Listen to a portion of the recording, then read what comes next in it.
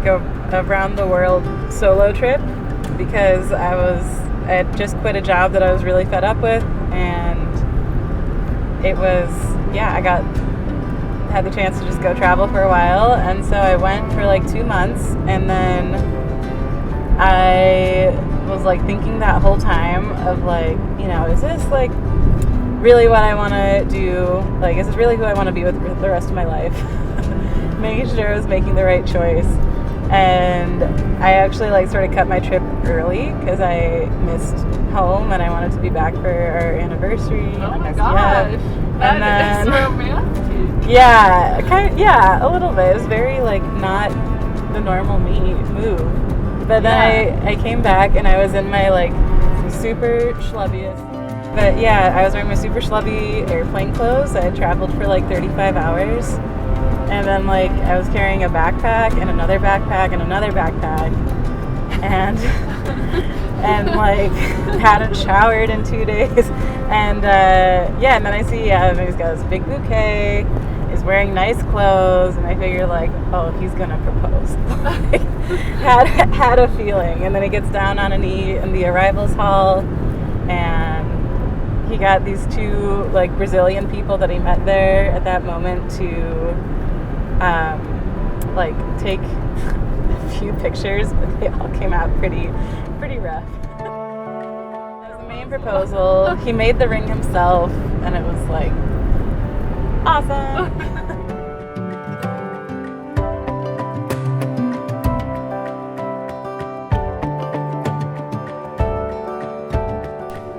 All right, man, it's the day.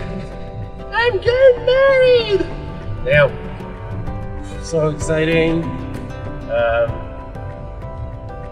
It's been just awesome. I mean, we planned the original wedding in Wisconsin. You're gonna have all these people and the whole Oktoberfest thing on Halloween, but I guess, with all this COVID, we had to replan a few things, and now we're somehow ended up here in Utah, and everything just lined up perfectly. We got all these friends.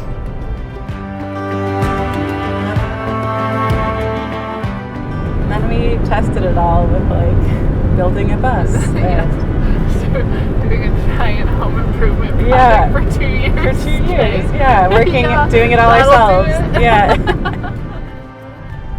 It's so funny because our definitions of romance are so different. From each other or from the world? From each other. Like, I think he would say the most romantic thing I've done is build a bus with him. This is going to be a great event. My neighbor's been helping me out, organizing stuff. My mom drove all the way over here. The officiant drove from Chicago all the way here. And we just have like a small party with the old friends who could make it out here nowhere during these times, and the new friends that we met here in Utah. And it's just been, everything is just coming together amazingly well.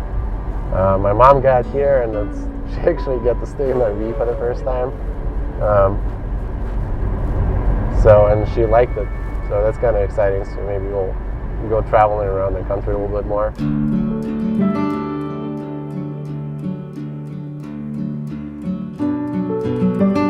Oh my gosh, are those your vows? Yeah. So did you guys write them together? Or? Kind of. We wrote them separate, and then we just like touched base with each other to make sure we were on the same page. We were, and I was like, okay, good. Done. Making sure that like one of us didn't write like 10 paragraphs and the other wrote 3 sentences. But he had written his earlier in the week, and I had brainstormed. When he met you. No, I don't know.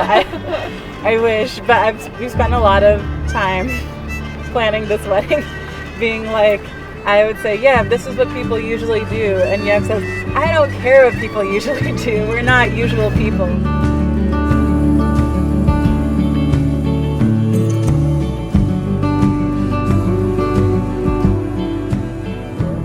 Just feels like an amazing journey. Like, when I met Sarah at the beginning, I always wanted to have a life partner, and more than just a travel buddy and somebody I could share the rest of my life with, and it's just happening. We converted the school bus, and now we're roaming around the country making all these amazing friends, and life is really, really good. And wouldn't have it any other way. It's like building the bus for 2 years been kind of interesting because nobody really understood what the hell we were doing, and now we're just here enjoying life and getting married in the place that I never even knew about.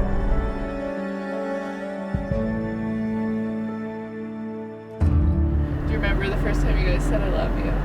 Yeah, because it was really, it was really early. Like we were at my house at the time, my apartment, and I was like, I have something to say to you. and I was like, but it was too like early in the relationship. I was like, I don't know if I should say it. And so we said it to each other in like different languages. And I was like, In like all kinds of languages? well, I said it in Spanish, and he said it in Russian. And we kind of like muffled it into pillows and like giggled. It was really. I was like, I really want to like say I love you, but I didn't want to come off as like, whoa, we've only been on like 6 days. Marriage, for me, honestly, for a long time, like I never thought it was a necessity. I thought it was some kind of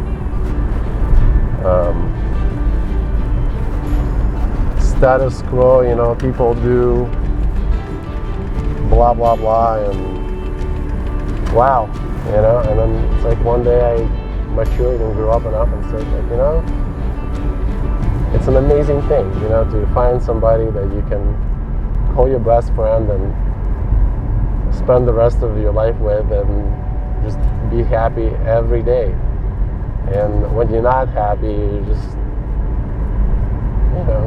sort it out, and it just works, and you're happy again. So it's beautiful, especially. On our first date, he explains like he had just gotten out of a 5-year relationship like 3 weeks ago, and I realized that. yeah, and I was like, okay, I'm the rebound, like, and he was super hungover because he had been at like this all-night Halloween party rager, and so we went to get like a drink or burger or something, and like his eyes were like sunk. His head was swoopy, like it was, but we had like really good conversation. It was just, and I had come back from like a week of traveling for work, and I was like, okay, I just drove like 7 hours today, but I'm gonna go on this date anyway. Thank goodness. Thank goodness. Thank goodness.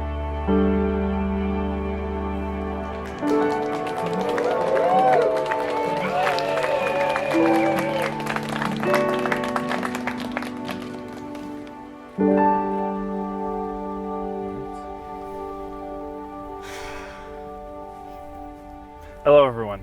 On behalf of Yev and Sarah, I would like to welcome you to thank you all for being here. We are here today to celebrate the marriage of Yev and Sarah.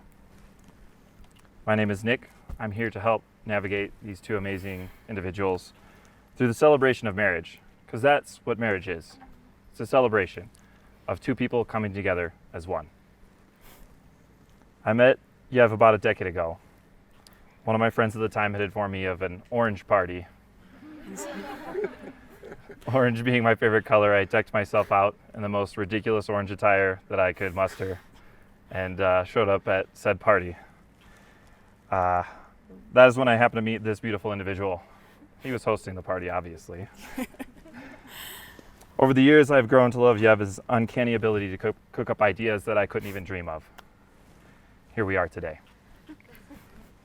Now, throughout Yev and I's encounters, I've known him to be a very go-getter person. One day, Yev told me of this wonderful woman he had met, and he would like me to meet her. He invited me and my wife, fiance at the time, to meet at a restaurant to meet her. Enter Sarah. She was so very kind and easy to talk with. a very warm personality that you immediately feel comfortable with. It obviously raised the question, what was she getting herself into with this man?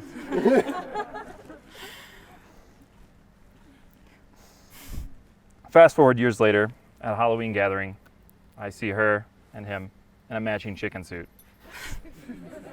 Not to mention the blub that they've built together and are living in now, but from that I knew that she was one that could keep him on his toes.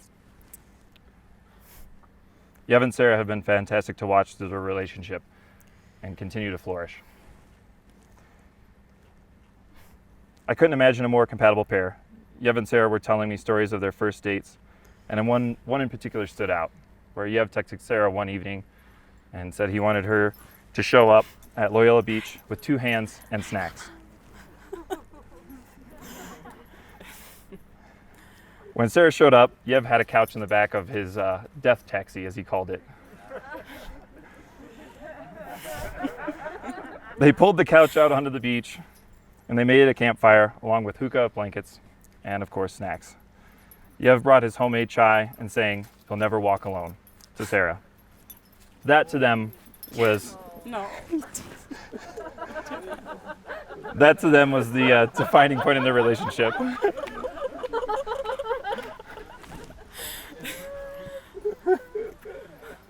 But their relationship doesn't stop there. They care very much for their friends and family, as you can see by everyone gathered here today. Despite the very strange times we are in, they are both here standing before us to spread love, beauty, and happiness.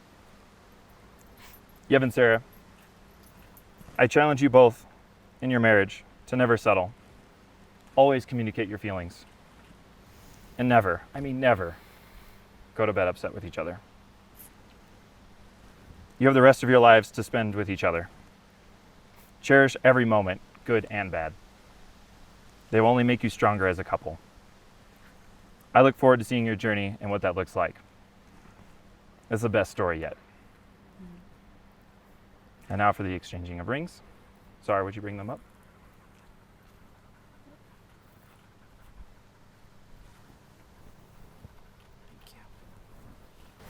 Repeat after me. With this ring, With this ring, I give you my heart. I give you my heart. From this day forward, you shall not walk alone. From this day forward, you shall not walk alone.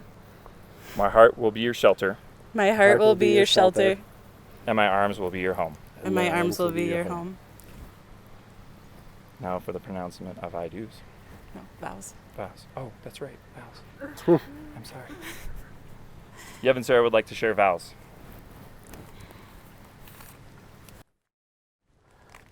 Sarah, I love you. I love your soul, your character. You're beautiful. I'm honored to have such a wonderful, amazing woman like you. Soulmate and a partner. Every time I'm in doubt, you make my heart expand, and it feels amazing. I promise to love you unconditionally. I promise to stand by you always. I promise to support you in anything you put your mind to.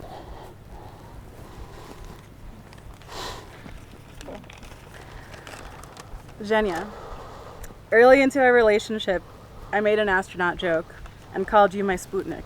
And you informed me that Sputnik actually means soulmate in Russian, and literally it translates to path partner. And that is what I promise to be for you. I promise to laugh with you when the times are good and endure with you when they're challenging, to stand by you when our love is simple and when it's an effort. I will try to find life's silliness with you every single day and always share the best news. I will always support and encourage you in your dreams. I will be your Sputnica, your path partner, and be with you through it all. You're my best friend. I will always love you. And now ideas. Now we will continue with the ideas.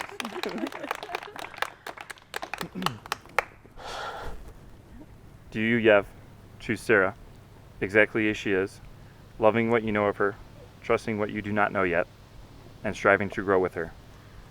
Do you vow to respect her as an individual, a partner, and an equal?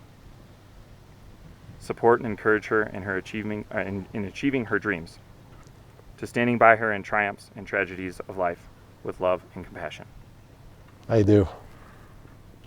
Do you, Sarah, choose Yev exactly as he is, loving what you know of him, trusting what you do not yet know, and striving to grow with him? Do you vow to respect him as an individual, a partner, and an equal, support and encourage him in achieving his dreams, to stand by him in triumphs and tragedies of life with love and compassion? I do.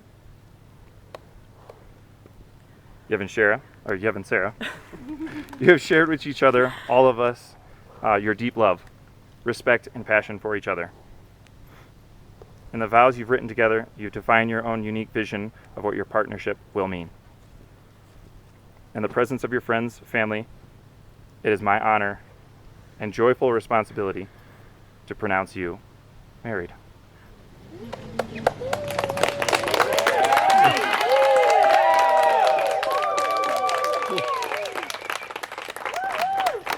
I invite you to begin this adventure of marriage with a kiss. Woo!